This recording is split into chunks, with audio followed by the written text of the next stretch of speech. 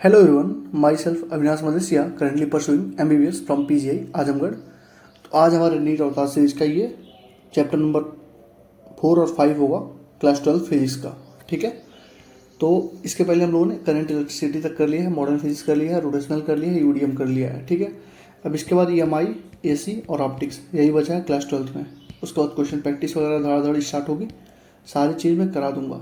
ठीक, और जो 80 इंपॉर्टेंट टॉपिक्स हैं, 80 इंपॉर्टेंट टॉपिक्स उनको हम लोग, मैंने सोचा था सबके लिए फ्री रखूं, बट रिस्पांस तुम लोग का एकदम लो था, नल था, इसलिए 200 पर हेड मैंने रख दिया है।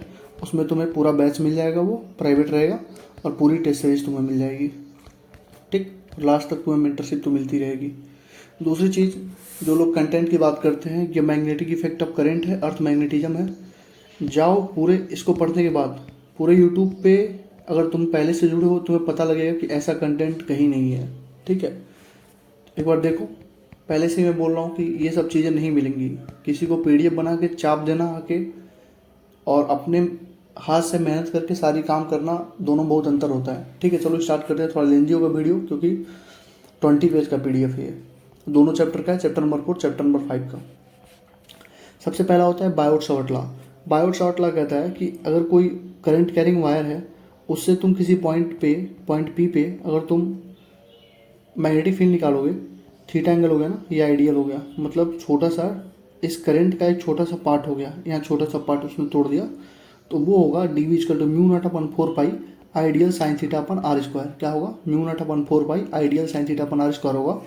और मैग्नेटिक फील्ड का जो यूनिट होता है, टेस्ला हो सकता है, बीवर हो सकता है, एम्पियर हो सकता है।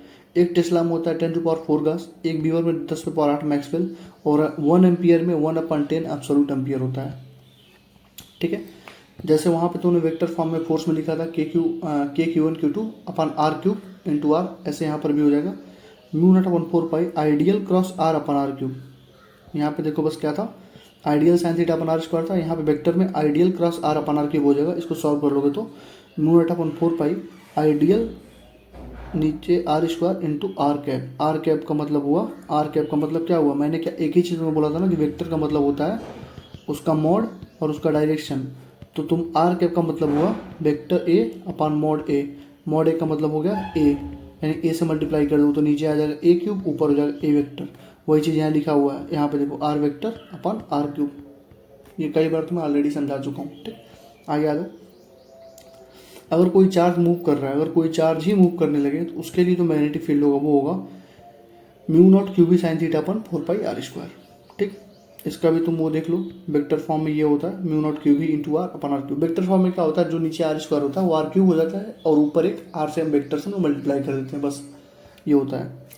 उसके बाद finite length wire. Finite length wire का मतलब हुआ अगर कोई फाइनाइट वायर है तो वहाँ पे क्या होगा, जैसे मान लो ये फाइनाइट वायर है, ये θ1 एंगल बनाया यहाँ से θ2 बनाया, तो उसके लिए जो फाइनाइट लेंथ वायर का जो मैग्नेटिक फील्ड होगा इस पॉइंट P पे, वो हो जाएगा μ0I/4πd sin θ1 + sin θ2। डी हमारा क्या है, ये डिस्टेंस है। क्या होगा, μ0I/4πd sin θ1 + sin θ2। इसको याद रखो, ये बहुत इंपॉर्टेंट है। अब देखो यहाँ चीज़ें सही बनती हैं, कैसे बनती हैं, इनफाइनाइट लेंथ हुआ, ये भी ऊपर चला गया, ये भी ऊपर चला गया, तो θ1 भी 90 डिग्री हो गया, θ2 भी 90 डिग्री हो गया।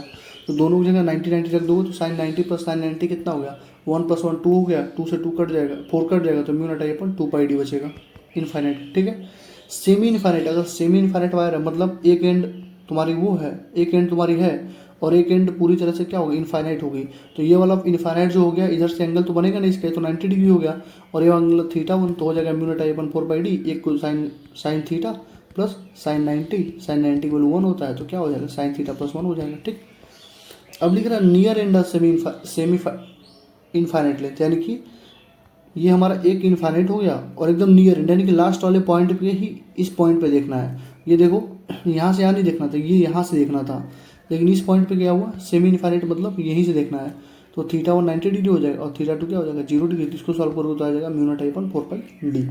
ठीक, और near end of finite length, ये देखो ये फाइनाइट है ना, हमारा फाइनाइट है ना। अब कह रहा है इसके नियर एंड पे, यहाँ पे तुमने देखा ये और ये सेम है, लेकिन इसमें क्या है, ये इनफाइनाइट हो गया ये वाला लेंथ और ये फाइनाइट हो गया, तो एकदम नियर एंड पे यहाँ तुमने देखा, इस वाले देखो एकदम नियर एंड पे देखा, तो ये तो θ1 0 हो गया, तो यहाँ पर भी 0 क्या हो जाएगा, θ1 0 हो जाएगा, और ये वाला एंगल क्या हो जाएगा, θ1 हो जाएगा, तो क्या हो जाएगा μ0/4πd sin θ। ठीक है, क्योंकि साइन जीरो वैल्यू क्या हो जाएगा, जीरो।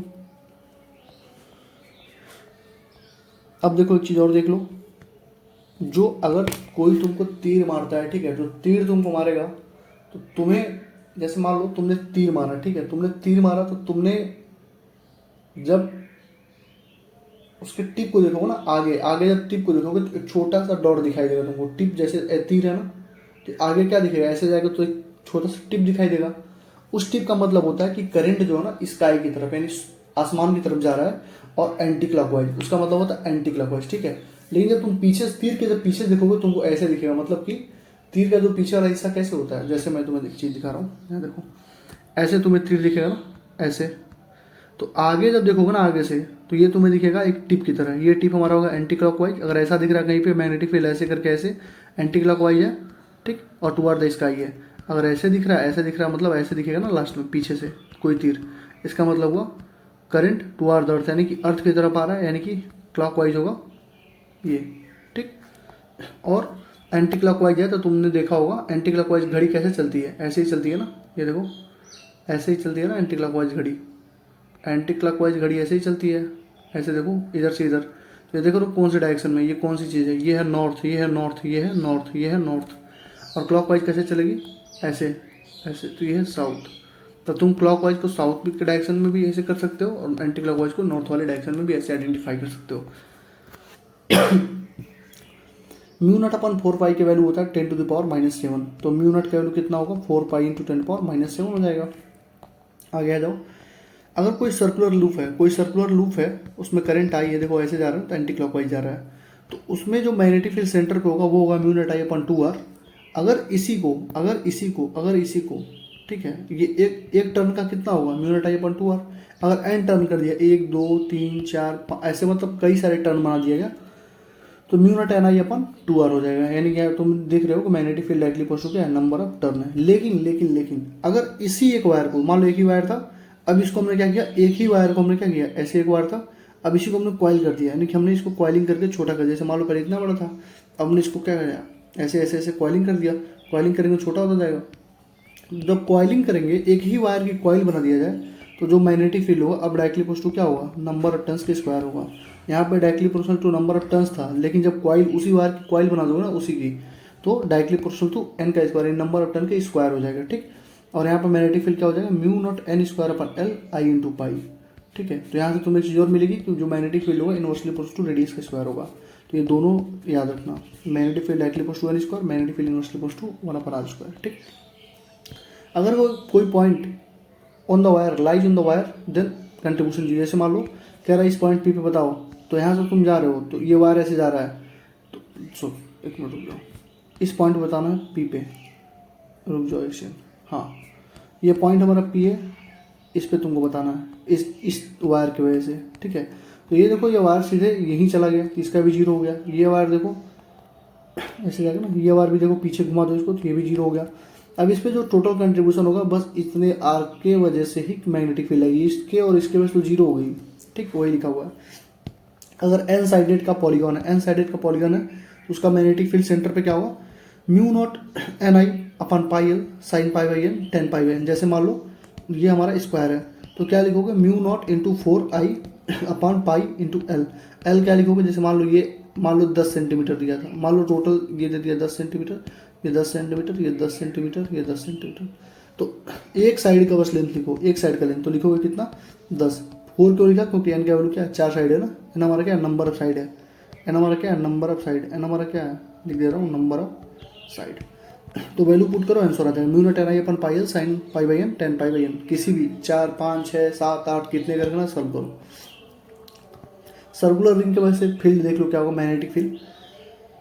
इस पॉइंट पे अगर तुमको मैग्नेटिक फील्ड पूछोगा तो तुम लिखोगे बी एक्स, यानी इस पॉइंट पे mu naught upon 4 pi 2m upon R square plus S square 3/2। 2m के फॉर्म में इसलिए लिखा हूँ क्योंकि याद करने में आसानी होगी। तो mu naught upon 4 pi 2m upon R square plus X square 3/2, और बी एक्स यानी इस एक्सिस पे, इसी एक्सिस पे जो मैग्नेटिक फील्ड होगी वो बी एट सेंटर, यानी इस B at centre into sine cube into theta हो जाएगी, ठीक है। और साइन थीटा तुमको मालूम है क्या होता है, ये साइन थीटा तो परपेंडिकुलर अपन हाइपोटेन्यूस, यानी आर अपन वाई वाई की वैल्यू क्या होगा, रूट में R square plus X square, hypotenuse theorem से। तो B at X equal to हो जाएगा B at centre sine cube into theta, ठीक है। और बी एट सेंटर कितना होता है, mu naught I upon 2r होता है, मैक्सिमम होता है। बी एट सेंटर कितना होगा, mu naught I upon 2r maximum होता है। इंपॉर्टेंट है चीज़ें, ठीक है। और जो ये m की वैल्यू है वो होती है मैग्नेटिक डाइपोल मोमेंट। उसका मैग्नेटिक डाइपोल मोमेंट क्या होता है, आई इंटू एरिया होता है, यानी आई इंटू पाई आर स्क्वायर। तो इसको तुम यहाँ पुट कर देना। अगर पहले लिखते तो याद करने में थोड़ी दिक्कत होती, इसलिए 2 इंटू एम मैंने कर दिया डायरेक्ट। तो m 2m upon R square plus square 3/2 हो जाएगा, ठीक है।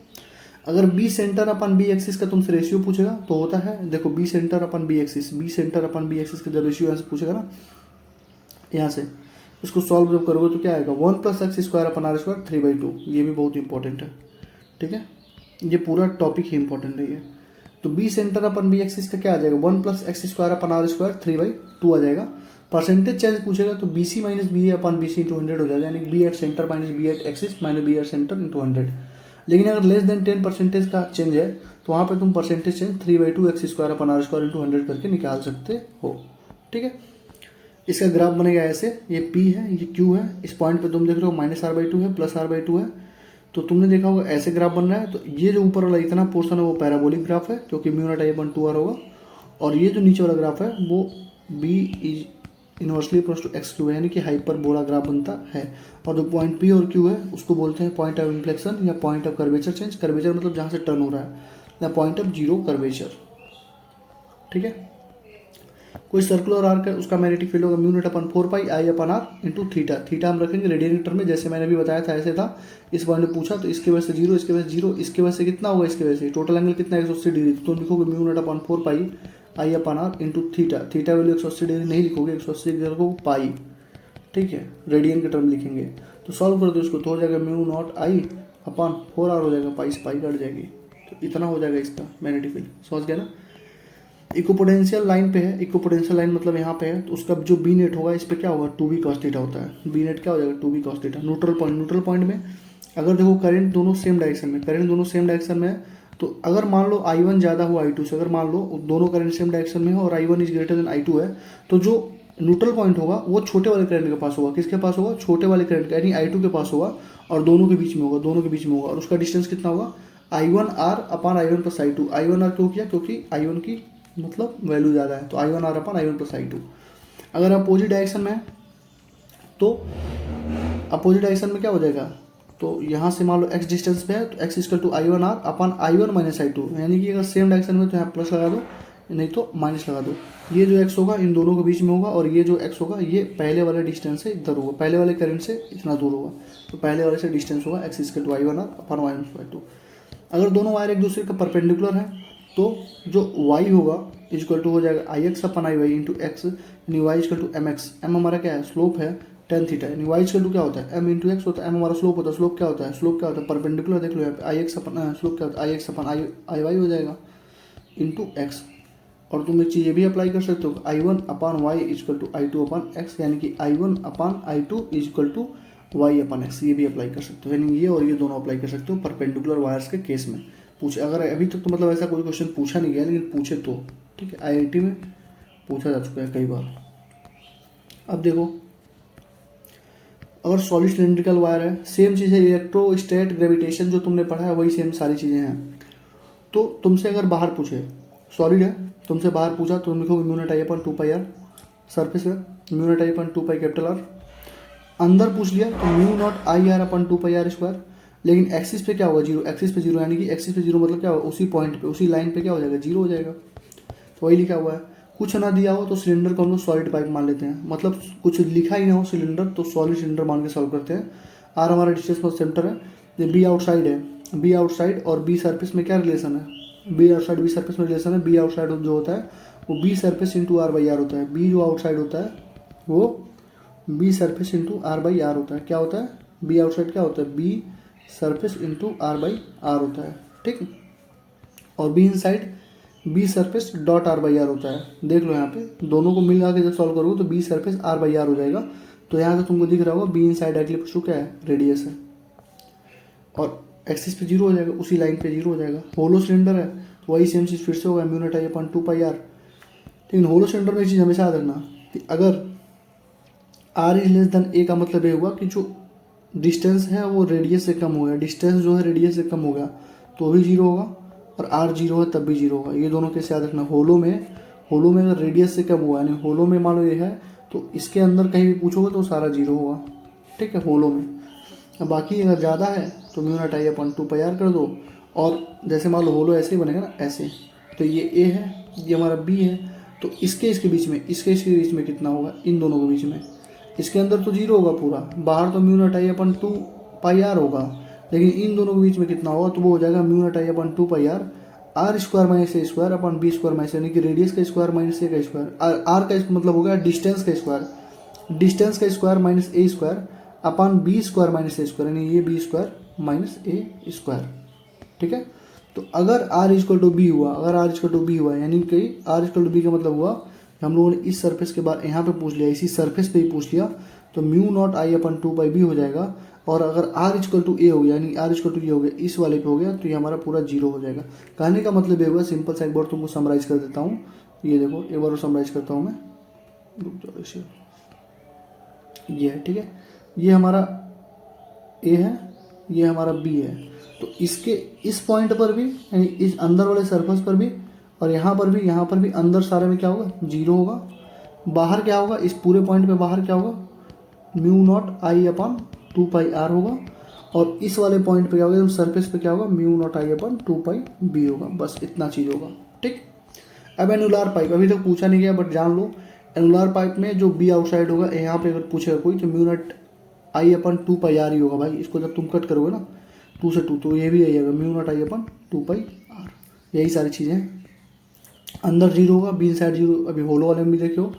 और इन बिटवीन द पाइप्स अगर पूछ लिया, इन बिटवीन द पाइप्स पूछ लिया, तो तुम यही फॉर्मूला देखो, यही चीज़ है, यही चीज़ है, यही फॉर्मूला है, यहाँ पे लिखा हुआ है। तो ये एक तरह से देखा जाए तो एनुलर पाइप का फॉर्मूला है। बस तुमसे अगर इस सरफेस पे पूछ लेगा तो उसको जब पुट करोगे तो mu naught I upon 2 pi B आ जाएगा, और इस अंदर वाले सरफेस पे पूछेगा तो जीरो आ जाएगा, ठीक है।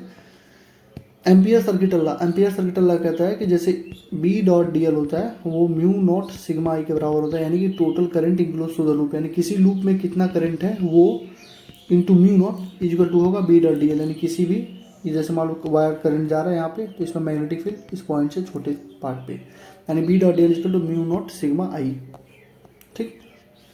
कोई भी शेप है, सर्कल हो, स्क्वायर हो, हेक्सागोन, ट्रायंगल, कोई भी शेप है, मटेरियल सेम हो, area cross section same, loop symmetrical, तो लूप जैसे सिमेट्रिकल दिखेगा तो सेंटर पे फील्ड कितनी हो जाएगी, जीरो हो जाएगी। मटेरियल सेम होना चाहिए, एरिया क्रॉस सेक्शन, ठीक है, और लूप सिमेट्रिकल है। लूप सिमेट्रिकल का मतलब हुआ कि बी सेंटर पे जीरो, जैसे ये चीज़ है 1 2 3 4 5 सिमेट्रिकल हुआ ना, बी सेंटर पे जीरो। ये देखो सिमेट्रिकल, करंट अंदर आया बाहर गया, बी सेंटर जीरो, यहाँ पे बी सेंटर पे जीरो, यहाँ पे बी सेंटर जीरो, ठीक है। अब मान लो ये देखो यहाँ पे I1 गया, सिमेट्रिकल ये नहीं है ना, ये देखो सारे सिमेट्रिकल है, बीच बीच में रखा हुआ है, सब सिमेट्रिकल है। यहाँ देखो ये सिमेट्रिकल नहीं है, ये कह रहा है कि एक θ1 एंगल बना लिया इसने, कह रहा है θ2 बना लिया, तो बी सेंटर पे तो इसमें जीरो होगा, ये भी तय है, बी सेंटर पे भी जीरो होगा, क्योंकि जितना करंट गया उतना करंट बाहर आया, और अंदर ये भी देखो सेंटर पे पूछा है, तो बी सेंटर पे जीरो हो जाएगा। लेकिन अगर तुमसे करंट वगैरह पूछ ले तो तुम कहोगे I1 R1 into I2 R2, ये तुम कहाँ पढ़े थे, I1 R1 into I2 R2, ये करंट इलेक्ट्रिसिटी में था, ठीक है। जब क्वेश्चन प्रैक्टिस कराऊंगा ना तो वहाँ समझ में आ जाएगी तुम्हें चीज़ें। तो और I1 θ1 इक्वल टू I2 θ2 हो जाएगा एंगल के टर्म में, और I1 L1 equal to I2 L2 हो जाएगा। सोलेनोइड देख लो, सोलेनोइड में अगर कोई करंट इंटर कर रही है, अगर कोई मतलब सोलेनोइड में करंट इंटर कर रही है तो साउथ में होगी, एग्जिट कर रही है नॉर्थ में, करंट नहीं सॉरी, सोलेनोइड में तुम देखोगे कि डायरेक्शन में कोई चीज़ तुमको ऐसे इंटर करते हुए दिखे ना तो उसको साउथ मान लेना, अगर बाहर निकलेगी तो नॉर्थ मान लेना, ठीक। सोलेनोइड बार मैग्नेट की तरह बिहेव करता है। जिधर से देखोगे एंटी क्लॉक, अगर मान लो जिधर से ऐसे सोलेनोइड तुम देख रहे हो ऐसे करके, ऐसे सोलेनोइड है, तुमने ऐसे देखा इधर से, अगर इधर से देखने पे तुमको एंटी क्लॉकवाइज दिख रही है, उसको तुरंत कह दोगे कि ये नॉर्थ डायरेक्शन, ये नॉर्थ डायरेक्शन, एंटी क्लॉकवाइज जिधर से दिखेगी वो नॉर्थ डायरेक्शन होगा, ठीक है। अगर फाइनाइट सोलेनोइड है तो मान लो ये अल्फा एंगल बनाए, बीटा बनाए, तो बी का वैल्यू हो जाता है mu naught N I upon 2 sine alpha plus sine beta. N जो होता है हमारे पास number of turns per unit length होता है, लेंथ हमारा मीटर में होता है, ठीक है। और ये जो बी आता है ना, फाइनाइट का जो मैग्नेटिक फील्ड होता है हमेशा less than mu naught N I, ये हमारा इनफाइनाइट का फील्ड है। इनफाइनाइट सोलेनोइड का जो मैग्नेटिक फील्ड होता है तो म्यू नॉट एन आई होता है, उससे हमेशा फाइनाइट वाला कम ही आएगा। जैसे लॉन्ग सोलेनोइड यानी इनफाइनाइट, तो सेंटर पे कितना होगा, म्यू नॉट एन आई होगा।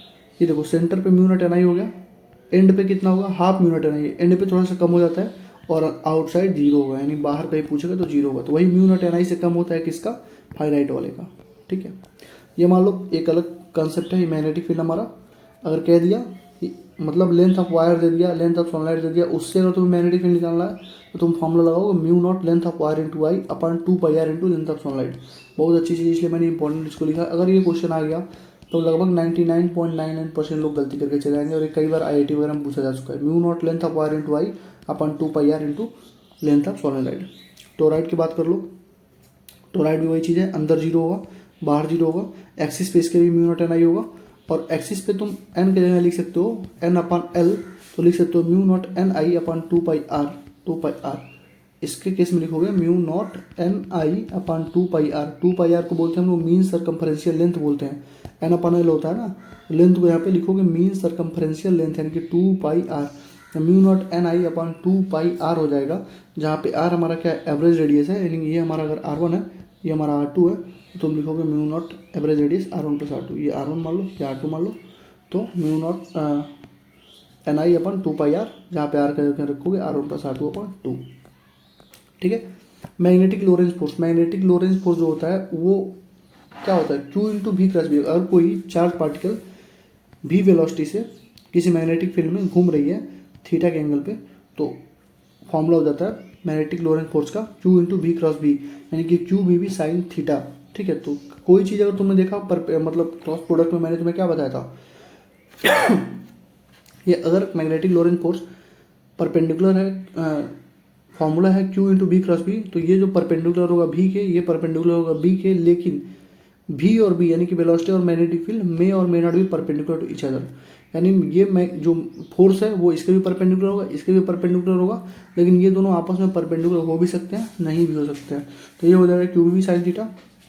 इसके वजह से तुम्हें 4-5 चीज़ें मिलती हैं, वेलोसिटी कांस्टेंट नहीं रहेगी, स्पीड कांस्टेंट, इस फोर्स की वजह से वेलोसिटी कांस्टेंट नहीं रहेगी, स्पीड कांस्टेंट रहेगी, कोई भी वर्क नहीं होगा, कोई भी पावर डिलीवर नहीं होगा, तो कोई भी वर्क और कोई भी पावर डिलीवर ही नहीं होगा, तो इसका इस फोर्स का काम एक ही है कि वो डायरेक्शन को चेंज कर दे, यानी कि लॉरेंज फोर्स का एक ही काम होता है कि वो डायरेक्शन को चेंज करता है, और कोई काम नहीं है, कोई वर्क नहीं करेगा, कोई पावर नहीं करेगा। ठीक है, और ये जो फोर्स है उसमें मोमेंटम का जो मोड होता है वो कांस्टेंट होता है, लेकिन मोमेंटम कांस्टेंट नहीं होता। ठीक है, मोड ऑफ मोमेंटम कांस्टेंट होगा, मोमेंटम कांस्टेंट नहीं होगा, कोई भी वर्क डन नहीं होगा, work done zero, change in kinetic energy zero हो जाएगा, यानी kinetic energy initial kinetic energy final के बराबर हो जाएगी।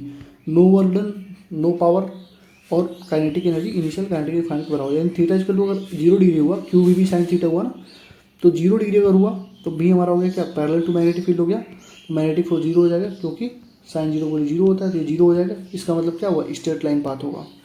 180 डिग्री में भी यही सेम कंडीशन होगा, स्ट्रेट लाइन पाथ होगा। 90 डिग्री में परपेंडिकुलर हो गया, एफ एम हो जाएगा क्यू वी भी, और ये सर्कुलर पाथ बनाएगा, और 0, 180, 90 को छोड़ दो तो हेलिकल पाथ बनाएगा, यानी 3 का केस हो गया। 0 डिग्री पे स्ट्रेट लाइन पाथ बनाएगा, 180 पे स्ट्रेट लाइन बनाएगा, 90 डिग्री है तो सर्कुलर पाथ बनाएगा, इन तीनों को छोड़ के कोई भी पाथ हो तो हेलिकल, हेलिकल मतलब ऐसे ऐसे पाथ बनाएगा। ठीक, इलेक्ट्रिक फील्ड मैग्नेटिक फील्ड अगर दोनों प्रेजेंट है तो क्या होगा, फोर्स इक्वल टू पहले ही होता था क्या, Q into B cross B, अब क्या हो जाएगा electric field Q into electric field plus B cross B, ये ब्रैकेट में। ठीक है, यानी Q E plus Q B दोनों हो गया, इलेक्ट्रिक वाला फोर्स भी आ गया, मैग्नेटिक वाला भी। तो अगर तीनों पैरेलल हैं, अगर तीनों पैरेलल हो गए, अगर भी ई बी तीनों पैरेलल हैं, तो वहाँ पे मैग्नेटिक फोर्स 0 हो जाएगा, एफ नेट बस बचेगा। अगर तीनों पैरेलल हो गए तो थीटा को हो गया 0 डिग्री, तो ये जो Q V B sine theta था हमारा वो तो खत्म हो गया ना, यानी मैग्नेटिक फोर्स तो खत्म हो गया, 0 हो गया, तो क्या बचेगा, F net bus Q E के बचेगा, और वो स्ट्रेट लाइन पाथ होगा, मोशन एक्सेलरेटेड होगा पॉजिटिव चार्जेस के लिए, और स्पीड, काइनेटिक एनर्जी, मोमेंटम और वेलोसिटी चेंज करेंगे without changing the direction of motion, without changing direction of motion. क्यों, क्योंकि यहाँ पे मैग्नेटिक फोर्स तो 0 हो गया, मैग्नेटिक लॉरेंज फोर्स अगर होता तो ये भी डायरेक्शन को चेंज करता। ठीक है, केस 2, जब तीनों परपेंडिकुलर एक दूसरे से, तो जब तीनों इलेक्ट्रिक फील्ड, मैग्नेटिक फील्ड और वेलोसिटी परपेंडिकुलर होते हैं तो उस केस को बोलते हैं वेलोसिटी सिलेक्टर, और वेलोसिटी सिलेक्टर बोलते हैं उसको। तो यहाँ पे क्या होगा, मोमेंटम कांस्टेंट होगा, एफ नेट 0 होगा, एक्सेलेरेशन 0 हो जाएगा, और वेलोसिटी क्या होगा, ई अपन बी, ये तुम पढ़ लोगे कहाँ पे, एक चीज तुम पढ़ लोगे इसको ई एम बी में भी पढ़ोगे, तो वेलोसिटी हो जाएगा ई अपन बी, तो ई हो जाएगा B cross B, E is perpendicular to B, E is perpendicular to velocity होगा, और ये स्ट्रेट लाइन पाथ को कवर करेगा। ठीक है, जब ई पैरेलल टू बी है एंड दोनों परपेंडिकुलर हैं मैं वेलोसिटी के, ये केस है, इस केस के बाहर क्वेश्चन नहीं बनता है। तो पाथ क्या होगा, हेलिकल होगा, नॉन यूनिफॉर्म प्लेट होगा, फोर्स हमारा क्यू हो जाएगा, और यहाँ पे मतलब इलेक्ट्रिक फोर्स हो जाएगा क्यू ई, और मैग्नेटिक फोर्स हो जाएगा Q into B cross B. Radius of circular path, मान लो सर्कुलर पाथ का रेडियस पूछेगा तो तुम लिखोगे क्या, रेडियस सर्कुलर पाथ तुमसे पूछेगा तो लिखोगे M B upon Q B, momentum upon Q, M B को मोमेंटम बोलते हैं ना, मोमेंटम को रूट में 2m के अपन क्यू लिख सकते हो। काइनेटिक एनर्जी की हमारा क्या है, काइनेटिक एनर्जी की हमारा क्या है, काइनेटिक एनर्जी है, ठीक है।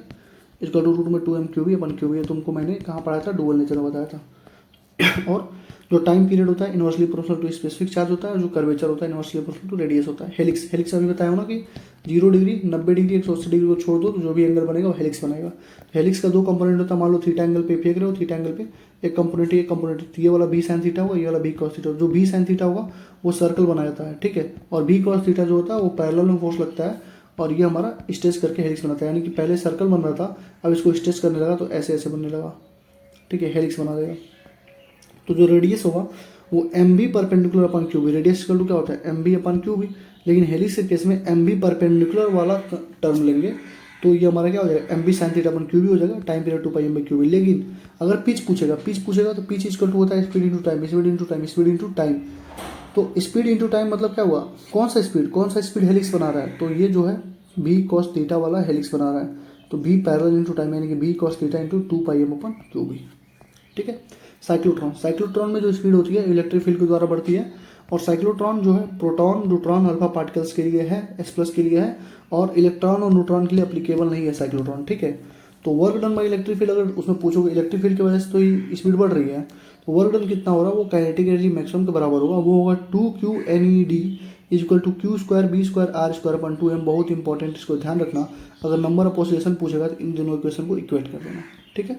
यहाँ से तुमको दिख जाएगा फ्रीक्वेंसी इसका 2 अपन टाइम पीरियड यानी क्यू बी अपन 2 पाई एम, अभी ऊपर बताया ना 2 pi M upon Q B होता है टाइम पीरियड, तो फ्रीक्वेंसी हो जाएगी 1 अपन टी, क्यू बी अपन 2 पाई एम, ठीक है। ये हो गया फ्रीक्वेंसी ऑफ जो ऑसिलेटर वो वही फ्रीक्वेंसी ऑफ चार्ज के बराबर होगा। यहीं पे अगर रेडियस वगैरह पूछे तो M B upon Q B, ये लगा देना, अभी बताएं ऊपर, time period inversely equals to 1 upon specific charge, और curvature inversely equals to 1 upon radius. अगर कोई चार्ज है यूनिफॉर्म फील्ड में मूवमेंट कर रहा है तो उसका जो फॉर्मूला होता है Q V B equal to M B square upon R, ये फॉर्मूला भी लगा के तुम सॉल्व कर सकते हो। अब देखो एम्पीरियन फोर्स इक्वल टू होता है I into L cross B होता है, ठीक, L cross B, I D L cross B. तो यहाँ से तुम्हें दिख रहा होगा कि I into L effective cross B हो जाएगा, I equal to L cross B का मतलब होगा एल बी साइन थीटा, और एल हमारा एल इफेक्टिव होता है, यानी कि अगर ऐसे दे दिया इस पॉइंट से इस पॉइंट तक निकालना है तो एल इफेक्टिव हमारा ये होगा, ठीक है। ये डिस्टेंस नहीं लिखेंगे, ये डिस्टेंस रखेंगे, ये हमारा एल इफेक्टिव होता है, ठीक। तो केस 1 अगर परपेंडिकुलर होगा थीटा 90 डिग्री होगा, आज बी आई एल हो जाएगा, साइन 90 वैल्यू 1 हो जाएगा। पैरेलल हो गया थीटा 0 एफ नेट 0 हो गया, ठीक है, और किसी एंगल थीटा पे है तो एफ नेट कर लो बी आई एल कर दो, B perpendicular into I L कर दो इस केस में, इस वाले केस में। तो इन्हीं दोनों से काम चल जाएगा, इससे कोई जरूरत पड़ेगा नहीं तुम्हें। Close loop in uniform magnetic field, किसी यूनिफॉर्म मैग्नेटिक फील्ड में अगर क्लोज लूप, कोई भी क्लोज लूप, देखो परपेंडिकुलर, ये स्क्वायर हो गया, ट्रायंगल हो गया, ये हो गया, तो लूप अगर क्लोज्ड है तो एफ नेट तो 0 होगा, साथ में एल इफेक्टिव भी 0 होगा, क्योंकि एल इफेक्टिव 0 हो गया ना, एफ नेट 0 होगा, पहले तो एफ नेट 0 हो गया, एल इफेक्टिव 0 हो जाएगा, और F1 plus F2 plus F3 plus F4 F5 Fn जितना भी साइड का होगा फोर्स तो सारा ही 0 हो जाएगा, ठीक।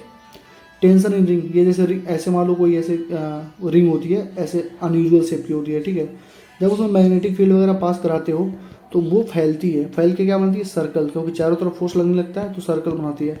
उसके वजह से सर्कल बनने की वजह से जो फोर्स होता है हमेशा रेडियली, फोर्स हमेशा रेडियली ऐसे करके जाएगा, पहले ऐसे मान लो ऐसे चिकड़ा उड़ा था, अब ऐसे फूलते फूलते एकदम कॉइल हो जाएगा, गोला हो जाएगा, ठीक। तो फोर्स रेडियल होता है, तो एफ नेट हमारा क्या हो जाएगा, 0 हो जाएगा, और जो टेंशन होगा क्या हो, RBI reserve bank of India, ऐसे आप कर लो रिजर्व बैंक ऑफ इंडिया, तो जो उसमें टेंशन, एफ नेट तो 0 हो गया लेकिन टेंशन कितना क्रिएट हुआ, आरबीआई, ईएमआई में भी तुमको हेल्प करेगा ये आरबीआई, ठीक।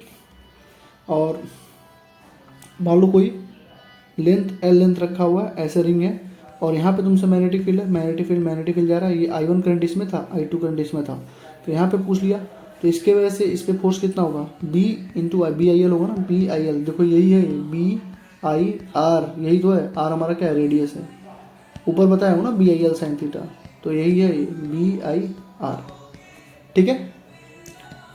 तो ये हो जाएगा force equal to B into I two into L, यानी कि फोर्स इक्वल टू हो जाएगा mu naught I one I two upon into L upon two R हो जाएगा। ये भी ध्यान रखना। और ये सबसे इंपॉर्टेंट है, इस पर तुमको पी वाई क्यू भी मिल जाएगी, मैं दिखा दे रहा हूँ तुम्हें, ये पी वाई क्यू भी मिल जाएगी इस पर तुम्हें, इस वाले पे। ठीक, कि अगर कोई ट्रायंगुलर शेप का है, यहाँ से कोई मैग्नेटिक फील्ड पास कर रहा है, तो नॉर्मल रिएक्शन कितना होगा, एम जी कॉस थीटा हो जाएगा। और स्टॉप और बैलेंसिंग इसका केस करना है कि मान लो कोई चीज़ कह रहा है कि स्टॉप करना है, बैलेंस करना है, तो उस जगह तुम फॉर्मूला लगाओगे B I L cos theta equal to m g sine theta. क्या लगाओगे, B I L cos theta equal to m g sine theta, B I L cos theta equal to m g sine theta.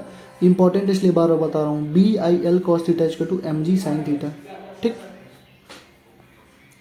और ये टेंशनलेस string की अगर बात करोगे तो ये टेंशनलेस स्ट्रिंग वगैरह तो ऐसे पूछना नहीं चाहिए, कोई दिक्कत नहीं है, चलो इसको मत करना, ठीक है, ये ज़्यादा हो जाएगा। इसको लेकिन याद रखना, B I L cos theta क्या रखोगे, B I L cos theta equal to m g sine theta. तो जैसे मान लो कहीं पर भी तुमको लगा हो कि इलेक्ट्रिक फील्ड, उसने कहते हैं इलेक्ट्रिक फील्ड जीरो हो गया और थीटा 90 डिग्री, तो वहाँ पे सर्कुलर पाथ बनेगा, ठीक है। और उसने कह दिया मैग्नेटिक फील्ड जीरो हो गया, मैग्नेटिक फील्ड कट आउट कर दिया, तो वहाँ पे पैराबोलिक पाथ बनेगा। यानी इलेक्ट्रिक फील्ड कट आउट करोगे तो सर्कुलर पाथ बनेगा, मैग्नेटिक फील्ड कट आउट करोगे तो पैराबोलिक पाथ बनेगा, ठीक है, जब दोनों हमारे एक साथ काम कर रहे हो। तो ये तुमको पीवाईक्यू में भी मिल जाएगा, ठीक है। Force between two parallel current, दो अगर पैरेलल करंट कैरिंग कंडक्टर है तो उसमें फोर्स क्या होगा, अगर सेम डायरेक्शन होगा तो अट्रैक्शन फोर्स होगा, अगर अपोजिट डायरेक्शन होगा तो रिपल्सन होगा। सबसे पहली चीज़ तो ये, और दोनों फोर्स बराबर होंगे तो mu naught upon 4 pi 2 I one I two upon R into L हो जाएगा। ये फॉर्मूला भी इंपॉर्टेंट है, क्या होता है, mu naught upon 4 pi 2 I one I two upon R into length हो जाएगा। तो यहाँ से तुम्हें फोर्स पर यूनिट लेंथ निकालोगे तो ये हो जाएगा, ये आ जाएगा इधर, तो mu naught upon 4 pi 2 I one I two upon R, यही पूछता है, फोर्स पर यूनिट लेंथ ही पूछता है। इक्विलिब्रियम अगर पूछेगा तो मान लो नीचे वाले, अगर नीचे वाले रॉड कुछ भी बोल दो, बार को अगर उसने फिक्स कर दिया, तो इसमें मान लो I1 करंट है, इसमें मान लो I2 करंट है, इसको इक्विलिब्रियम में करने के लिए I2 को अपोजिट करंट में जाना पड़ेगा, और ये मान लो H हाइट पे है, तो दोनों देखो फिर से पैरेलल हो गए, तो तुम फॉर्मूला लगाओ force equal to m g का, तो mu naught upon 4 pi 2 I1 I2 upon H equal to m g हो जाएगा, ठीक है। लेकिन अगर ऊपर वाला फिक्स है तो नीचे वाले का मतलब ऊपर वाला फिक्स अगर किए हो, ऊपर वाले बार को फिक्स कर दिया तो direct force equal to m g लगा दो, ये अनस्टेबल होगा और ये पहले वाला स्टेबल होगा, ठीक। डेविएशन इन सर्कुलर पाथ, अगर तुमने यहाँ से कोई पार्टिकल को छोड़ा, यहाँ से जाके थीटा डिग्री पे बाहर निकल रहा है, तो ये अगर ये 90 डिग्री है, ये थीटा है, तो ये 90 माइनस थीटा हो जाएगा। तो अगर D is less then radius, यानी कि जो भी डिस्टेंस ये कवर कर रहा है यहाँ से यहाँ तक, अगर वो रेडियस से कम है तो sine theta equal to direct लिखोगे क्या, D upon R. D upon R मतलब क्या होगा, परपेंडिकुलर, परपेंडिकुलर अपन हाइपोटेनियस। और टाइम पीरियड क्या होगा, थीटा एम अपन क्यू भी, थीटा ये क्यू नहीं है, चार्ज नहीं है, ये एंगल है, यानी थीटा एम अपन क्यू भी, ठीक है। अगर दोनों बराबर हो गए तो साइन थीटा 1 हो जाएगा, थीटा 1 90 डिग्री हो जाएगा, और टाइम पीरियड क्या हो जाएगा, थीटा क्या रखोगे 90 डिग्री के, थीटा का मतलब क्या होगा पाई/2, यहाँ पे हो जाएगा पाई/2 m/क्यू भी, ठीक। अगर परपेंडिकुलर इंटरेंस हुआ तो सेमी सर्कल हुआ, सेमी सर्कल अगर अगर परपेंडिकुलर इंटरेंस उसने कर लिया तो सेमी सर्कल बनाएगा, और डेविएशन होगा पाई का, पाई मतलब 180 डिग्री का, तो टाइम पीरियड क्या हो जाएगा, थीटा एम अपन क्यू भी, यानी पाई एम अपन क्यू भी। और ए बी क्या होगा, ए बी जो हमारा होगा, ये जो डिस्टेंस कवर करेगा यहाँ से यहाँ तक, वो 2r हो जाएगा, ये r हो जाएगा, ये r हो जाएगा 2r, ठीक। ऑब्लिक इंटरेंस, ऑब्लिक इंटरेंस का मतलब होता है दो केस बनेगा, एक मेजर आर्क बनेगा, एक माइनर बनेगा, एक मेजर। माइनर कब बनेगा, जब ऐसे, माइनर कब बनेगा जब ऐसे फेंकोगे, मेजर कब बनेगा जब ऐसे फेंकोगे, यानी कि किसी बॉल को लेकर ऐसे फेंक रहे हो तो मेजर माइनर बनेगा, और किसी बॉल को लेकर ऐसे नीचे फेंक रहे हो तो मेजर आर्क बनेगा। तो माइनर आर्क जब बनाओगे तो डेविएशन इसमें भी, इसमें 2 थीटा का डेविएशन होगा। यहाँ पे देखो परपेंडिकुलर वाले में 180 का डेविएशन हुआ था, ठीक है, और यहाँ पे कितना हुआ, और डी अगर आर के बराबर है तो 90 का डेविएशन हो, मतलब 90 डिग्री था। यहाँ पे डेविएशन होगा 2 थीटा का, तो टाइम पीरियड हो जाएगा 2 थीटा एम अपन क्यू भी हो जाएगा, और ए बी का वैल्यू हो जाएगा 2r साइन थीटा, ठीक है। मेजर आर की बात करोगे तो डेविएशन कितना होगा 2 पाई माइनस, डेविएशन कितना होगा 2 पाई माइनस 2 थीटा, तो टाइम पीरियड हो जाएगा 2 pi minus 2 theta upon Q B into m, ए बी फिर से हमारा 2r साइन थीटा हो जाएगा, ठीक है। ये जो साइड में लिखा हूँ मैं, ये तुम्हारे लिए लिखा हूँ, इसको ध्यान रखना, ठीक है। ये cos 90 plus theta equal to क्या होता है, minus sine theta minus cos theta minus cos, ये तुम्हें काम आएगा, एसी में भी काम आएगा, यहाँ पर भी। तो बेसिक चीज़ है, तो वो नहीं समझा रहा हूँ क्योंकि वीडियो तो लेंदी होने वाली है, क्योंकि बहुत बड़ा चैप्टर है ये। अगर कोई करंट लूप है और मैग्नेटिक डायपोल मोमेंट है, जैसे करंट लूप में मैग्नेटिक डायपोल मोमेंट बन रहा है, तो अगर तुमसे मैग्नेटिक डायपोल मोमेंट पूछ लिया तो तुमने ऊपर ही बताया था मैंने, आई इंटू एरिया होता है, तो ये हो जाएगा एन इंटू आई। अगर एन टर्न है तो एन इंटू आई इंटू ये हो जाएगा। मैक्सिमम होता है किसके लिए, सर्कल के लिए मैक्सिमम होता है। अगर एन टर्न है तो मैग्नेटिक फील्ड हमारा N square times B naught हो जाएगी, और एन उसी एन क्वाइल से, मतलब एक ही से अगर एन टर्न बना दियो तो एन स्क्वायर बी नॉट हो जाएगी, और जो एम एन हो जाएगी वो एम नॉट बाई एन हो जाएगी, नहीं कॉइलिंग वाली केस नहीं, कॉइल वाली केस यहाँ पे नहीं बनेगी, बस डायरेक्टली अगर एन टर्न है तो magnetic field directly equals to N square B naught होगी और यहाँ पे magnetic moment M naught by N हो जाएगी। ठीक, डायरेक्शन क्या होगा, जो राइट हैंड का फिंगर है, राइट हैंड के फिंगर को डायरेक्शन ऑफ करंट में ऐसे मोड़ दो, मान लो डायरेक्शन ऑफ करंट नीचे है, इधर है, इधर, ठीक है, तो उसको ऐसे मोड़ा, ठीक है, तो जो थंब होगा ना वो डायरेक्शन ऑफ मैग्नेटिक मूवमेंट देगा। मान लो इधर है तो मैं इसको ऐसे मोड़ा तो ये थंब जो है मैग्नेटिक मूवमेंट का डायरेक्शन दे देगा। टॉर्क इलेक्ट्रोस्टैटिक में पढ़ा था, पी क्रॉस ई होता है, यहाँ पे बस पी की जगह रख देना एम, ई की जगह रख देना मैग्नेटिक फील्ड, बस काम हो जाएगा। M B M cross B, M B sine theta, M N I A B sine theta. अगर कोई बार मैग्नेट है तो उसकी जो लाइन मैग्नेटिक फील्ड की जो लाइन होती है हमेशा साउथ पोल से नॉर्थ पोल की तरफ, यानी साउथ पोल से नॉर्थ पोल की तरफ जाती है, इसका ध्यान रखना। तो थीटा वैल्यू 0 डिग्री हुआ तो टॉर्क 0 हो जाएगा। स्टेबल इक्विलिब्रियम वहाँ भी बताया था 180 डिग्री, ये भी 0। Unstable equilibrium 90 degree, tau maximum, no equilibrium. ऊपर बता चुका हूँ तुमको, इलेक्ट्रोस्टैट में बता चुका हूँ, ठीक है। पोटेंशियल एनर्जी इलेक्ट्रोस्टैट में क्या होता था, माइनस पी कॉस थीटा था, यहाँ क्या होगा, पी की जगह एम, ई की जगह बी, तो minus M B minus M dot B, यानी minus M B cos theta. Theta बोले 0 डिग्री तो यू मिनिमम होगा minus M B, maximum U M 180 पे मैक्सिमम हो जाएगा, क्योंकि कॉस 180 की वैल्यू कितना होता है -1, तो ये हो जाएगा -1 यहाँ पर जब रखोगे तो ये हो जाएगा एम बी, तो एम बी हो जाएगा, अनस्टेबल होगा, यू 0 हो जाएगा 90 डिग्री पे। ऑलरेडी बता चुका हूँ सारी चीज़ें। Work done against in rotating field कितना होता था, वहाँ पे होता था P E cos theta 1 minus cos theta 2, यहाँ पे हो जाएगा M B cos theta 1 minus cos theta 2। अगर मतलब मैक्सिमम कितना होता था, थीटा इक्वल टू 0 से 180 डिग्री रोटेट करने पे होता था, वो होता था 2 पी, यहाँ पे क्या हो जाएगा 2 एम बी हो जाएगा। सेम चीज़ है, इलेक्ट्रोस्टैट का सेम चीज़ है, बस मैं मैग्नेटिक मूवमेंट को इसमें मतलब पी इंटू ई होता था, ई को मैंने इलेक्ट्रिक फील्ड को मैग्नेटिक फील्ड कर दे रहा हूँ और डायपोल मोमेंट को मैग्नेटिक मूवमेंट कर दे रहा हूँ बस। और एम अपान एल मैंने मैग्नेटिक मोमेंट अपान एंगुलर मोमेंटम इसका टू होता है क्यू अपान 2m। इलेक्ट्रॉन के लिए पूछेगा तो क्यू की जगह ई रख देना, ठीक है। इसको बोलते हैं एम अपान एल को गायरो मैग्नेटिक रेशियो बोलते हैं। और एल हमारा एंगुलर मोमेंटम होता है, L equal to I omega भी होता है, moment of inertia into angular velocity. Magnetic moment of revolving electron, तो मैग्नेटिक मोमेंट किसी रिवॉल्विंग इलेक्ट्रॉन को पूछेगा, सबसे पहले इसका यहाँ पे ई लिख देना, ठीक। इलेक्ट्रॉन के लिए इक्वल टू आई इंटू ये होता है magnetic moment, is equal to Q into frequency into pi R square होगा, is equal to E upon T into pi R square होगा, याद रखना, ठीक है। और मैग्नेटिक मोमेंट जो होता है Q E V R upon 2 होता तो है क्यू वी आर अपान 2, लेकिन इलेक्ट्रॉन का केस है तो ई वी आर अपान 2 हो जाएगा, ठीक। डायपोल मोमेंट इक्वल होता था क्यू इंटू 2l, यहाँ पर मैग्नेटिक मोमेंट क्या होता है N into I into A होता है, ये इलेक्ट्रोस्टैट का बता रहा हूँ, ये magnetic moment N into I into A हो जाएगा। तो एम इक्वल टू हो जाएगा E H upon 4 pi, M equal to क्या होगा E H upon 4 pi M into N. तो E H upon 4 pi M into N है हमारा क्या है, जो ई एच अपान 4 पाई एम उसको बोलते हैं म्यू।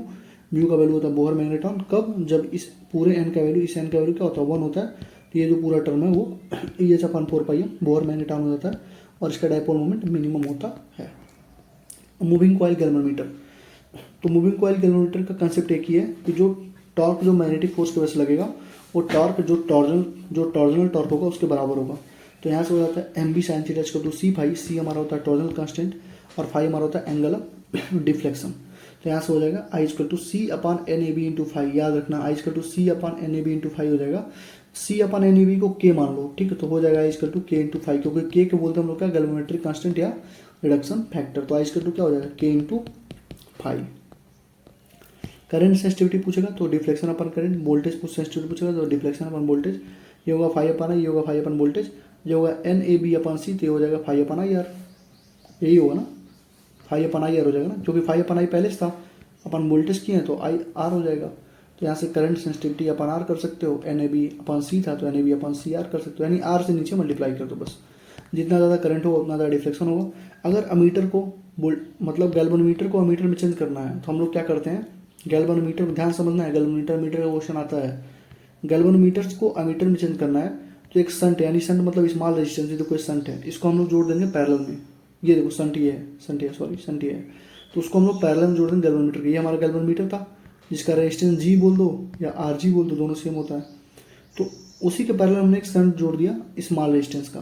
तो यहाँ से तुम्हें दिखेगा जो बी जी होगा यानी पोटेंशियल जो होगा ना गैल्वेनोमीटर का, वो आई जी इंटू आर क्या होता है, आई इंटू आर होता है ना बी आर, तो इसका पोटेंशियल कितना होगा इस बी जी का, तो आई इंटू आर यानी आई जी इंटू आर जी।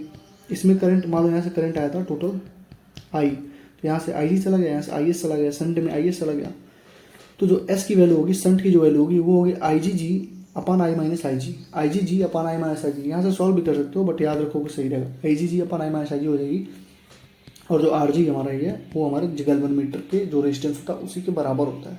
ठीक, तो अगर मेन करंट यानी I is greater then I जी तब तो ठीक है, तब तो सप्लाई ठीक है। लेकिन अगर आई जी यानी गैल्वेनोमीटर का जो करंट है वो मेन करंट से ज़्यादा हो गया तो कॉइल हमारा फ्यूज हो जाएगा। यानी अगर ये 5 एम्पियर है और यहाँ पे तुमने 6 एम्पियर दे दिया तो फ्यूज हो जाएगा ये इसका करंट। अगर ये 5 एम्पियर है तो 3 मान लो इसमें चला गया, 2 इसमें चला गया, ऐसे जा सकता है।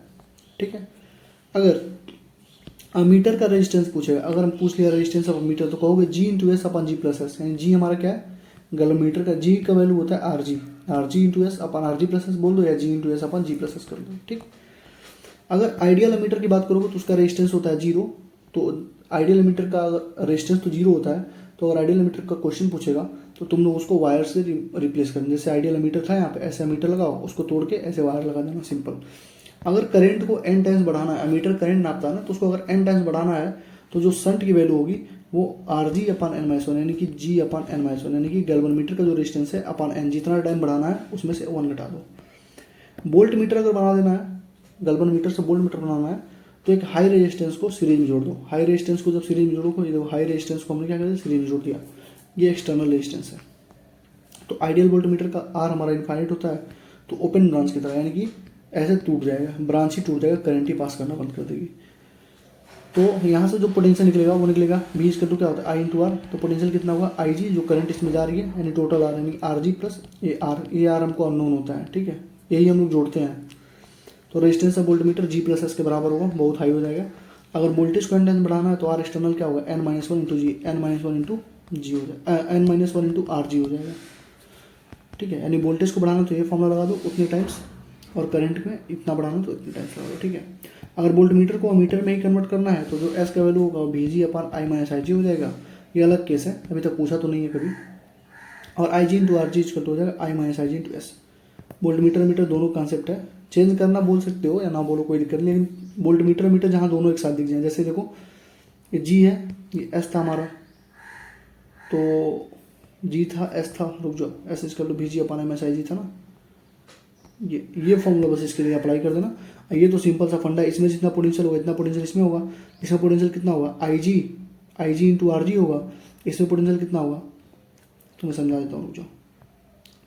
यहाँ पोटेंशियल होगा आई जी, तो यहाँ पोटेंशियल कितना होगा आई में से आई जी चला गया तो आई माइनस आई जी, तो यहाँ का पोटेंशियल और यहाँ का पोटेंशियल दोनों बराबर हो जाएगा, तो आई जी आर जी अपन आई माइनस आई जी। इससे भी फॉर्म क्वेश्चन सॉल्व कर सकते हो, वोल्ट मीटर में कन्वर्जन हो तो ये वाला फॉर्मूला देख लेना। ठीक है, कोई चार्ज अगर रिवॉल्व कर रहा है तो मैग्नेटिक फील्ड इक्वल हो जाएगा mu naught upon 4 pi q B upon R square. ऊपर भी बताया एक बार, फोर्स बिटवीन मूविंग चार्ज, अगर दोनों चार्जेस मूव कर रहे हैं तो एफ एम इक्वल हो जाएगा mu naught upon 4 pi q one upon q two R square, B one B two attract करेगा, दोनों सेम अट्रैक्ट करेगा। कब जब मैग्नेटिक फोर्स पूछेगा तब। अगर दोनों मूव कर रहे हैं इलेक्ट्रोस्टैटिक फोर्स पूछेगा तो 1/4 pi epsilon naught q one q two upon R square repulsion होगा। यहाँ पे मैग्नेटिक फोर्स पूछा तो अट्रैक्शन हुआ, यहाँ पे रिपल्सन हुआ। ठीक है, तो अगर बीम ऑफ इलेक्ट्रॉन है, अगर बीम ऑफ इलेक्ट्रॉन ऐसे जा रहे हैं दोनों तो रिपल्सन होगा।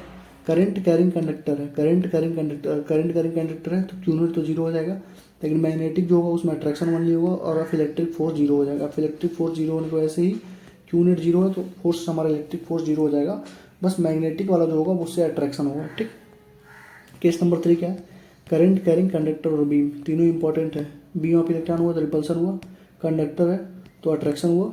ठीक है, और दोनों है कंडक्टर और बीम दोनों है तब भी अट्रैक्शन होगा, इलेक्ट्रिक फोर्स तब भी जीरो होगी। ठीक है, मैग्नेटिक फोर्स अपन इलेक्ट्रिक फोर्स का जो रेशियो होगा V1 V2 अपन सी स्क्वायर बराबर होगा। मैग्नेटिक फोर्स अपन मैग्नेटिक इलेक्ट्रिक फोर्स का जो रेशियो होगा वो V1 V2 अपन सी स्क्वायर के बराबर होगा, सी हमारा स्पीड अप्लाइड होता है।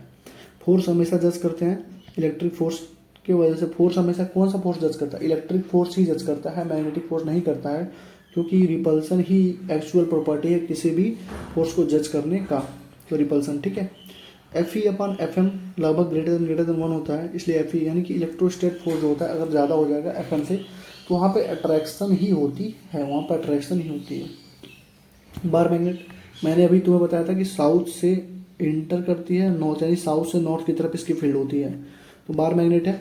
तो ये जो तुम्हारा पूरा ये हमारा पूरा लेंथ है।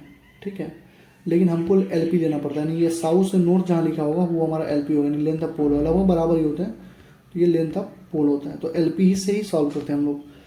तो मैग्नेटिक मोमेंट इक्वल हो जाएगा M into L P. M हमारा क्या है, एल पी का मतलब एल इफेक्टिव, तो एम हमारा क्या है, स्केलर क्वांटिटी है, एम को बोलते हैं पोल स्ट्रेंथ, इसका यूनिट होता है एम्पियर मीटर। तो जब एम एम्पियर मीटर है तो एम इंटू एल, यानी एक मीटर और जुड़ेगा, यानी कि यूनिट क्या हो जाएगा, एम्पियर मीटर स्क्वायर, यानी मैग्नेटिक मोमेंट का यहाँ से यूनिट हो जाएगा एम्पियर मीटर स्क्वायर। ये क्या एक्सियल वेक्टर होता है, ठीक है।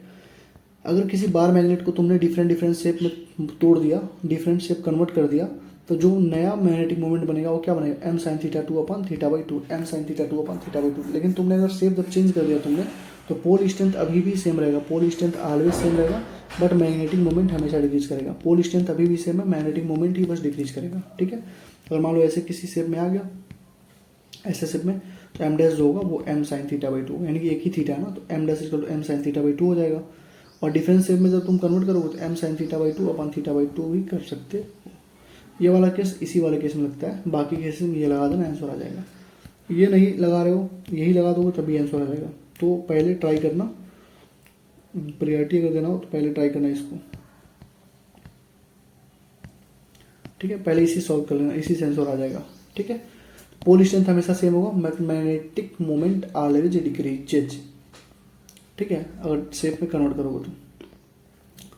रिजल्टेंट कितना होता है, वहाँ पे होता है F one square F two square plus 2 F1 F2 cos theta, यहाँ पे होगा एम1 का स्क्वायर प्लस एम2 का square 2 m1 m2 cos theta. Close loop में मैग्नेटिक नेट मूवमेंट कितना जीरो होता है, m1 plus m2 plus m3 zero होगा। डायरेक्शन हमेशा एंगल टू शॉर्ट लेना, जैसे देखो एंगल ये साउथ से नॉर्थ हुआ, ये साउथ से नॉर्थ हुआ, ये एंगल हुआ, ठीक है। जैसे मान लो ये, तो इसका एंगल होगा साउथ से नॉर्थ इधर, ये होगा साउथ से नॉर्थ इधर, तो इन दोनों को मिला होगा तो ये एंगल नहीं होगा, ये तो हो गया, गलत हो गया। इधर एक वेक्टर गया, एक वेक्टर इधर गया, तो एंगल होगा 120 डिग्री। तो एम नेट हमारा एम के बराबर, क्योंकि 120 डिग्री पे क्या होता है, एम नेट क्या होता है, एम के बराबर होता है। 60 डिग्री पर अलग होता है, 90 डिग्री पर 60 डिग्री √3f हो जाता है, 90 डिग्री पर √2f हो जाता था, सब बता चुका तुमको। इलेक्ट्रो स्टेट ही है ये। देखो मेरा गला बैठ रहा भाई, 1 घंटे का लेक्चर होगा ये।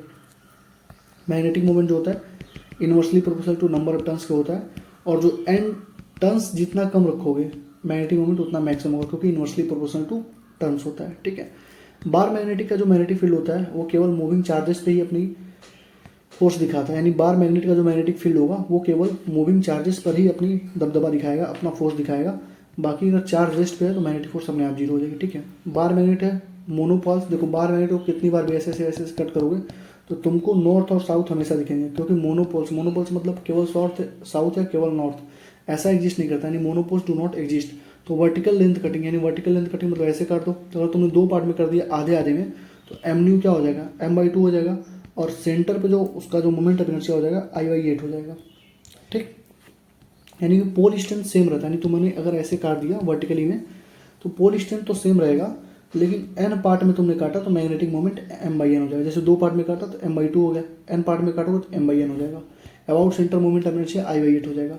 हॉरिजॉन्टल कटिंग जब करोगे तो m न्यू जो होगा m/2, अब फिर से m/2 हो जाएगा, और I मोमेंट ऑफ इनर्शिया पे I/2 हो जाएगा, यानी कि पोल स्ट्रेंथ भी हाफ हो जाएगा। यहाँ पे पोल स्ट्रेंथ सेम था, यानी स्मॉल m जो था वो सेम था, बस कैपिटल M/n हो रहा था। यहाँ पे कैपिटल M भी M/n हो जाएगा, ये भी पोल स्ट्रेंथ भी M/n हो जाएगा, ठीक है। यहाँ से तुम देख लो magnetic moment m × L effective B equal to मैंने बताई दिया था μ0/4πm/r² हो जाएगा। अरे q/r² था, पॉइंट चार्ज के लिए m/r² कर दो। पोटेंशियल इक्वल टू क्या होता था, kq/r होता था, तो यहाँ पे हो जाएगा μ0/4π, k की जगह और q की जगह क्या रखोगे, m रख दो, और r की जगह r रख दो, बस सॉल्व कर दो। Torque equal to mb sin theta minus mb cos बता चुका हूँ, वर्क डन अगेंस्ट ए भी बता चुका हूँ अभी, ठीक है।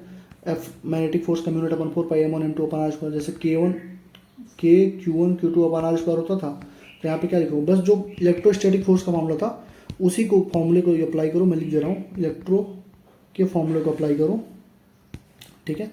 q1 की जगह m रख दो, m1, q2 की जगह m2 रख दो, और k की जगह μ0/4π रख दो। यही तुम्हारा फॉर्मूला होगा मैग्नेटिक मोमेंट में, बार मैग्नेटिक केस में। डाइपोल क्या होता था वहाँ पे, 2kp/r³ होता था, ठीक है। p की जगह m रख दो, कैपिटल M। वहाँ पे होता था 2kp/r³, यहाँ पे हो जाएगा 2 μ0/4πm/r³। इक्वेटोरियल पे m/r³ होता है, जानते हो। जनरल पॉइंट पे क्या हो गया, जनरल पॉइंट पे पोटेंशियल होता था वहाँ पे kp cos θ/r², यहाँ पे होगा μ0/4πm cos θ/r²। Equatorial line पे थीटा 90 डिग्री था, तो भी अभी भी वहाँ पर भी जीरो था, यहाँ पर भी जीरो होगा, ठीक है। एक्सियल लाइन थीटा 0 डिग्री होगा यहाँ पे, ठीक। तो भी हम जनरल पॉइंट पे μ0/4π किसी भी m पॉइंट पे m/r² कर दोगे, और थीटा एंगल है तो m cos θ/r², ठीक है। इलेक्ट्रिक फील्ड मैग्नेटिक फील्ड यहाँ पे ये था, जनरल पॉइंट पे था के P 1+3 cos square theta upon R cube, तो यहाँ पे हो जाएगा mu naught upon 4 pi M 1+3 cos square theta upon R cube. Basically बात यह है कि यार जो तुमने इलेक्ट्रोस्टैटिक में पढ़ा था वही घूम फिर के तुम्हें ग्रेविटेशन में, वही घूम फिर के तुम्हें बार मैग्नेट वाले क्वेश्चंस में लगाने हैं। सेम फॉर्मूले हैं, बस मैंने ये जो बोला उसको चेंज करके लिख देना, वही फॉर्मूले बन जाते हैं। ठीक है, अगर किसी एंगल बाइसेक्टर पे तो mu naught upon 4 pi M dash upon R cube हो जाएगा, और एम डैश का वैल्यू तुम्हें मालूम है कैसे निकालोगे, M1 M2 रूट में करके। न्यूट्रल पॉइंट में यहाँ पर भी वही होगा, रूट में M1 आर अपॉन रूट में M1 प्लस रूट में M2 आर, लेकिन रूट नहीं होगा, क्यूब रूट होगा। ठीक है, क्यूब रूट हो जाता है। म्यू आर का वैल्यू होता है 1 प्लस काई एम का वैल्यू होता है मैग्नेटिक ससेप्टिबिलिटी, अभी आगे तुमको पढ़ाया जाएगा। और म्यू आर का मतलब होता है म्यू मीडियम, यानी किसी भी म्यू मीडियम कई बार बता चुका हूँ कि मीडियम का जो म्यू होता है वो mu R into mu naught के बराबर होता है, equal to B in medium upon B in vacuum.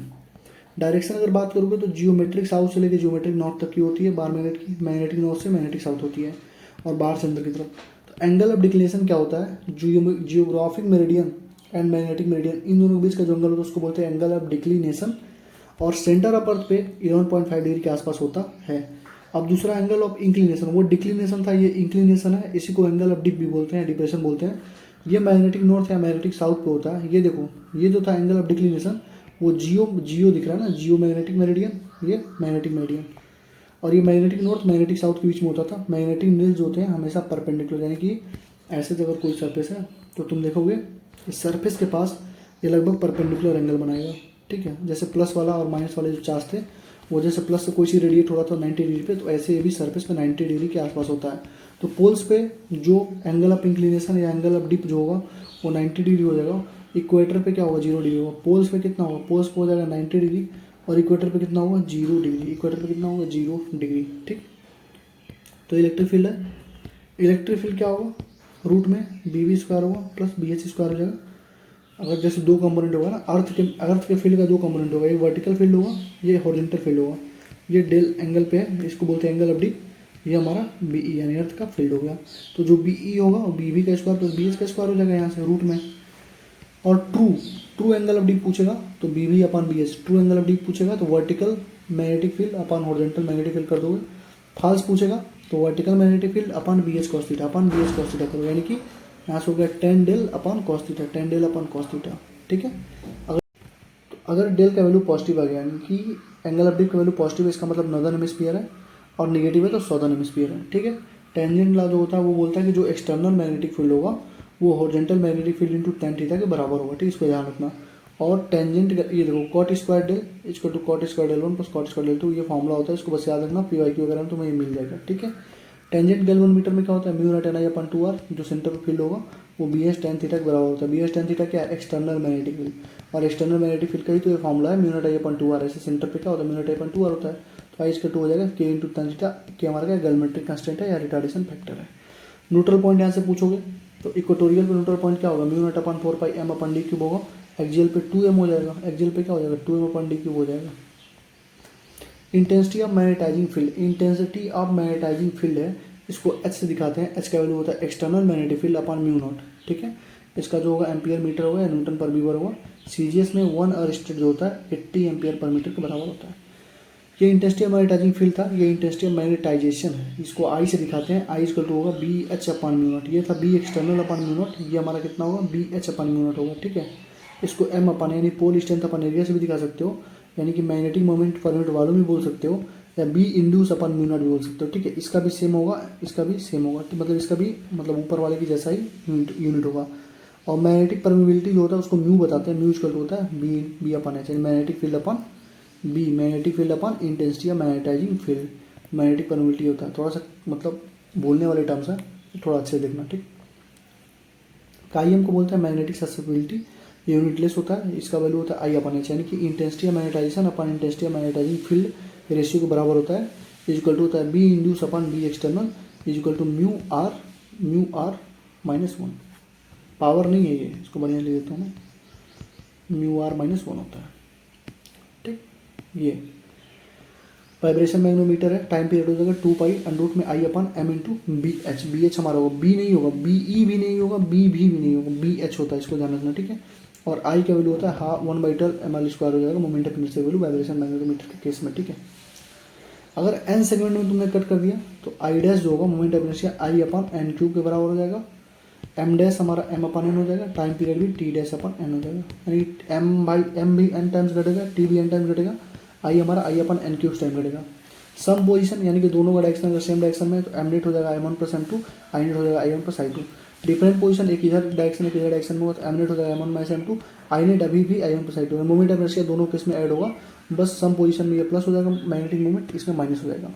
तो T S upon T D यानी T small T sum plus T difference जब करोगे तो रूट में आ जाएगा M one minus M two upon M plus M to.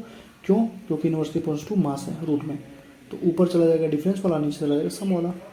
तो M one large upon M two small अगर करोगे तो T D square plus T S का square upon T D square minus T S square हो जाएगा। ठीक है, ये अगर किसी बार मिनट को तुमने ऐसे ऐसे ऐसे ऐसे अगर इस डायरेक्शन में काट दिया तो टी डैश टी के बराबर ही होता है। ठीक है, क्यूरी लॉ की बात करोगे तो पैरामैग्नेटिक मटेरियल्स के लिए क्यूरी लॉ अप्लाई करते हैं। काइम जो होता है यूनिवर्सिटी पॉजिटिव क्या होता है, टेम्परेचर होता है। क्यूरी विज लॉ जो होता है ये कहता है, ये फेरोमैग्नेटिक मटेरियल के लिए है, ये कहता है जो काइम है university positive one upon T minus T C है, ये वन अपन टी था, ये T minus T C, T C मतलब क्यूरी टेम्परेचर। और कोर मटेरियल जो होता है हमेशा फेरोमैग्नेटिज्म का बनता है, जिसका म्यू आर की वैल्यू ज़्यादा ही होती है। ठीक है, डायरेक्शन ऑफ मैग्नेटिक फील्ड जो होती है ना वो करंट इंटू आर, यानी कि जिधर मान लो इधर current direction of magnetic field निकालना हो तो इधर करंट जा रही है, इस पॉइंट पे निकालना हो तो इस पॉइंट से तुम इसको ऐसे घुमा दो, यानी करंट की डायरेक्शन हमारी क्या थी, सीधे थी, इस पॉइंट पे जाना था, तो इन दोनों के पॉइंट को मिला दो तो वही हमारी क्या होगी, मैग्नेटिक फील्ड की डायरेक्शन होगी। क्वेश्चन पी वाई क्यू बहुत ज़्यादा काम करके उसको ध्यान रखना, यानी करंट इंटू आर, तो करंट की डायरेक्शन इंटू वायर से पॉइंट की मिला लेंगे। ठीक है, तो अगर क्यू बाई एम का रेशियो ज़्यादा, स्पेसिफिक चार्ज का रेशियो ज़्यादा, तो डिफ्लेक्शन भी ज़्यादा होगा प्लस के लिए, यानी प्लस के लिए डिफ्लेक्शन बढ़ेगा, माइनस के लिए डिफ्लेक्शन घटेगा। यानी क्यू बाई एम की वैल्यू ज़्यादा, डिफ्लेक्शन ज़्यादा, यानी प्लस की वैल्यू बढ़ेगी, माइनस की वैल्यू घटेगी, यानी माइनस से आ जाएगा तो डिफ्लेक्शन घटेगी। अब देखो थियरी के लिए जो चीज़ इसमें छूट गई है, electrostatic potential, capacitor, current density, magnetism, इन सब के थियरी को मैं जल्द ही टेलीग्राम पे अपलोड कर दूंगा, बहुत ही जल्द। अभी जो पेमेंट करना पेमेंट कर दूंगा तो उसी से सारे काम करवा लूँगा। ठीक, ये हमारा हिस्टेरेसिस कर्व होता है, ये सैचुरेशन पॉइंट होता है, ये कोर्सिविटी दिखाती है ये वाली पॉइंट, ये रिटेंटिविटी दिखाती है। तो जो एरिया ऑफ हिस्टेरेसिस होगा वो heat energy loss per unit volume होगा।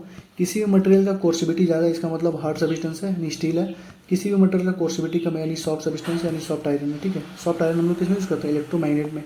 तो रिटेंटिविटी अगर कम हुई तो एरिया ऑफ हिस्टेरेसिस कम हो जाएगी, एच म्यू1 कम हो जाएगी, एक्स काई कम होगी, आई हमारा बढ़ जाएगा, म्यू1 एक्स और म्यू नहीं म्यू आर है, थोड़ा सा गलती हो रही है, म्यू आर इन और एक्स और आई ये तीनों हमारे बढ़ जाएंगे।